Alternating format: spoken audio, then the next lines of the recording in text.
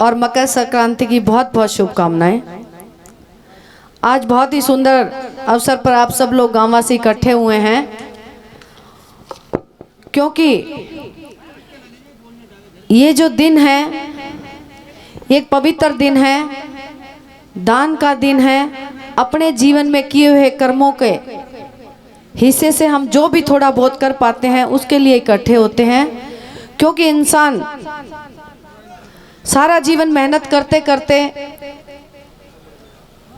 कभी ना कभी मन में ये आता है कि मैं जो कुछ कमाता हूँ, जो कुछ करता हूँ, उसके लिए मुझे जहाँ भी मौका मिले अपने हिस्से की नेक कमाई का थोड़ा बहुत जरूर दान देना चाहिए। और ये दान देने की प्रक्रिया भी परमात्मा ने, ईश्वर ने हम सब इंसानों को दी है, क्योंकि हर मेहनत तो हर कोई करता है। मेहनत तो अगर आपके किसानों के लिए हमारे बैल भी करते हैं, लेकिन मनुष्य जीवन में ना होने के कारण वो कुछ दान नहीं कर पाते। ये इंसान ही ऐसा प्राणी बनाया परमात्मा ने, जिसकी बुद्धि सोच अच्छे काम करने के लिए है, बुरे काम करने के लिए है। लेकिन कैसा भी व्यक्ति हो, इस धरती पे आने के बाद उसके जीवन में एक विचार जरूर आता है कि मुझे कुछ देना चाहिए। और अगर देने की बात करूं, मनुष्य जीवन पूरा नहीं होगा जब तक आपके अंदर भावना ही पैदा नहीं होगी कि मुझे कुछ देना चाहिए। इंसान का जीवन ही एक समाज है। जैसे हम जीवन जीते हैं, समाज को वापस करने की प्रक्रिया एक समय के बाद शुरू कर देनी चाहिए, क्योंकि लिया कहाँ से?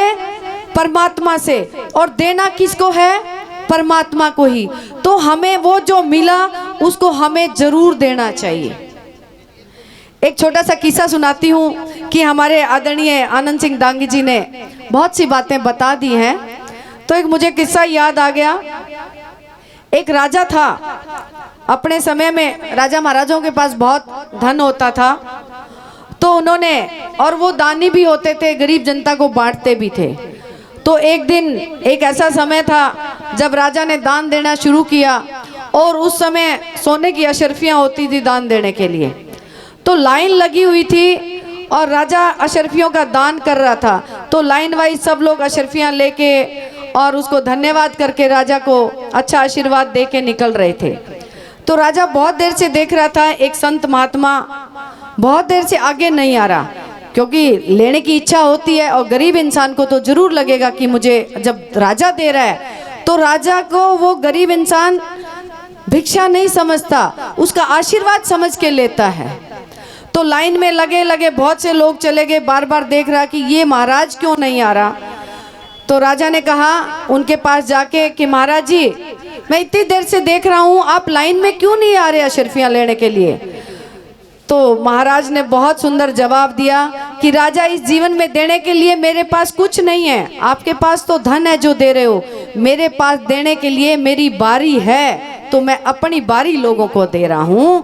तो ऐसा भी दान होता है, जैसी इच्छा, जैसा मन, जैसा व्योंत, वैसा दान देना चाहिए। आपके पास शारीरिक सहायता है तो शरीर से सहायता करनी चाहिए, आर्थिक सहायता कर सकते हो तो आर्थिक सहायता करनी चाहिए, और जो भी किसी भी तरह से आप सक्षम हो वो आपको जरूर सहायता करनी चाहिए। वही आपके सबसे बड़ा दान है, क्योंकि जैसा बताया गया कि गौ माता हमारी पूजनीय है और हिंदू धर्म का परम धर्म है, हम गौ की पूजा करें। जैसा बताया कि माँ के बाद एक गौ माता ऐसी है जिनका हमें ध्यान रखना चाहिए। और वो कमेटी, ये गाम राम, आप इस चीज के बधाई के पात्र हो कि ऐसी सेवा आप कर रहे हो, और आपको ये भी समझ में है ये सेवा हर एक व्यक्ति नहीं कर सकता।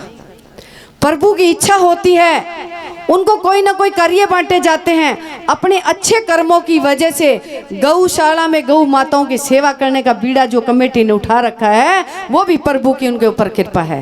क्योंकि गौ माता की सुबह आप अनाज देते हो, पानी देते हो, चारा देते हो, तो मान के चलो जो परिवार इनके साथ जुड़ता है उन परिवारों के लिए वो गौ माता ना बोलते हुए भी, जैसे हम हाथ में मणिये लेके माला फेरते हैं, वो गौ माता भी आपके लिए माला फेरती रहती है कि मेरा जो परिवार जुड़ा हुआ है उसकी मैं शुभ चिंतक हूँ, उसका सारी चिंता मेरे पास है। जैसे माँ अपने परिवार का दर्द ले लेती है, ये गौ माता भी जो रक्षा करता है, जो सेवा करता है, उसकी सारी समस्याएं ये माता ले लेती है। तो इसलिए माँ गौ माता हमारे लिए बहुत पूजनीय है।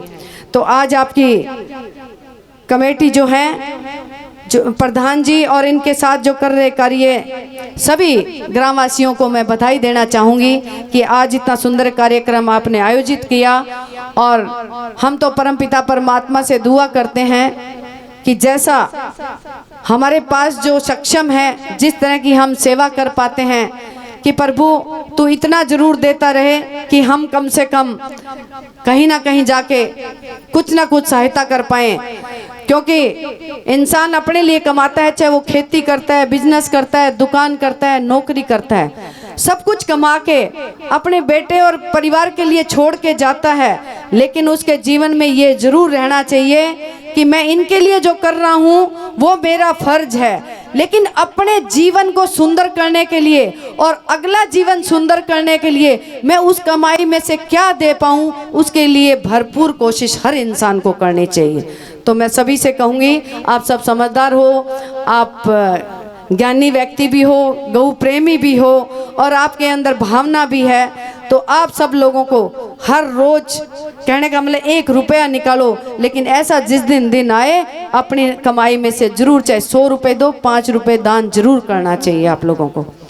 तो आप सब लोग सभी की सभी कमेटी बधाई के पात्र हैं। और मैंने सारी जिंदगी नौकरी करते करते अब आपके सामने राजनीतिक मंच के माध्यम से आपके बीच में आई हूँ, तो मैं भी अपने जीवन का एक छोटा सा हिस्सा, उसमें से छोटा सा 1 लाख रुपए का दान आप लोगों को मैं देना चाहती हूँ।